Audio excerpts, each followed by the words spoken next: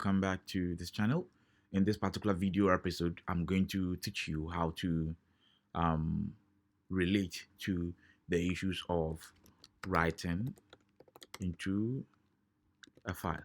All right, so specifically what we're going to do is to look at a case, look at a given case study, and then we will learn to, by this case study, write the output of this particular case into the test file. Okay, so quickly, um, we'll be going through the steps of looking for what the output must be, what the inputs are,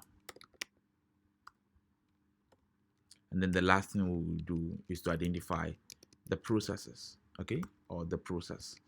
Okay, so in any given case, like I explained to you in um, some previous episodes, every given case given you, and then the approach you would have to use in solving. All right, so um, by my personal understanding in programming, what has worked for me perfectly well is to all the time use these three paradigms: finding the output first, determining the input next, and then look for the process. If you are a first timer on this particular channel and you are now looking at this video, you can go back to the previous episodes, and then I have explained the case of having to identify quickly the output and then the input and then the processes. All right, thank you. So back again into this question. I will read the question quickly with you, and then we will do the analysis for finding the output, input, and then processes, and then we'll move straight from there into how to develop this directly in Java. Okay, so in on the case, the distance a vehicle travels can be calculated as follows. Distance is equal to speed times time. For example, if a train travels at 40 miles per hour for 3 hours, the distance traveled is 120 miles.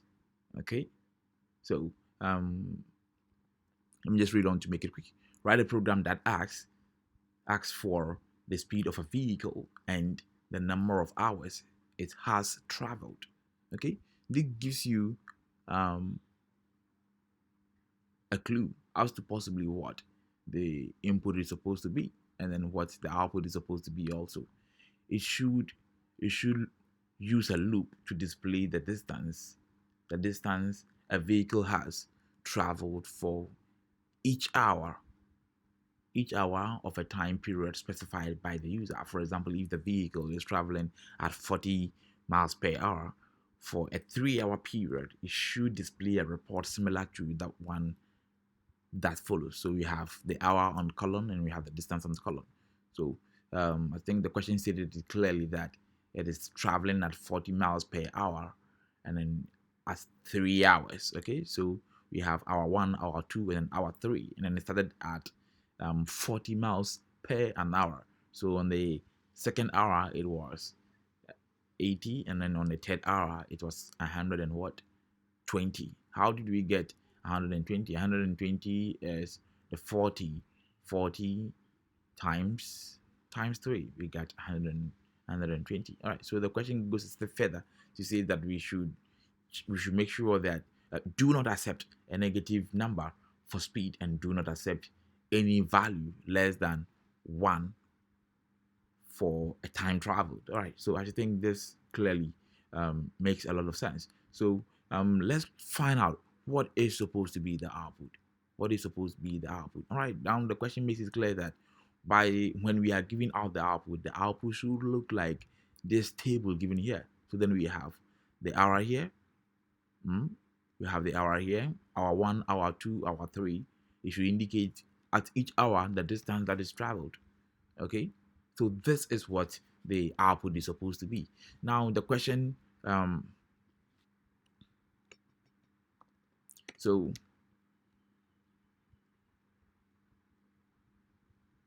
the output is each hour and related distance traveled.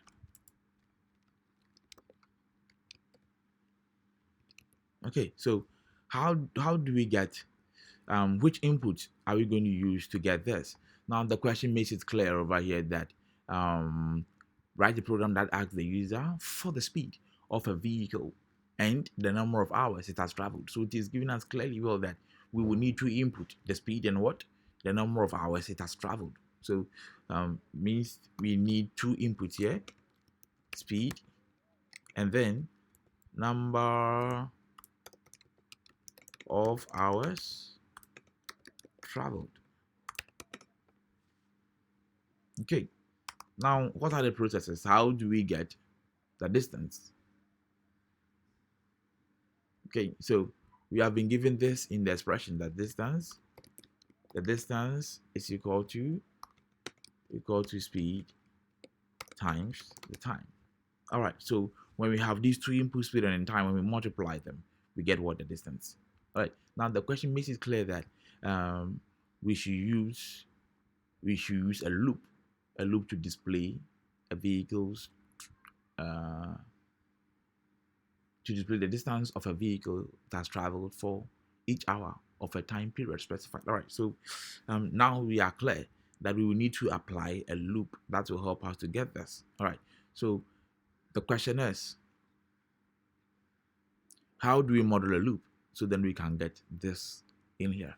I would make time in the next episode to fully explain how we're going to apply the receiving of these two inputs and then applying a loop to have this output.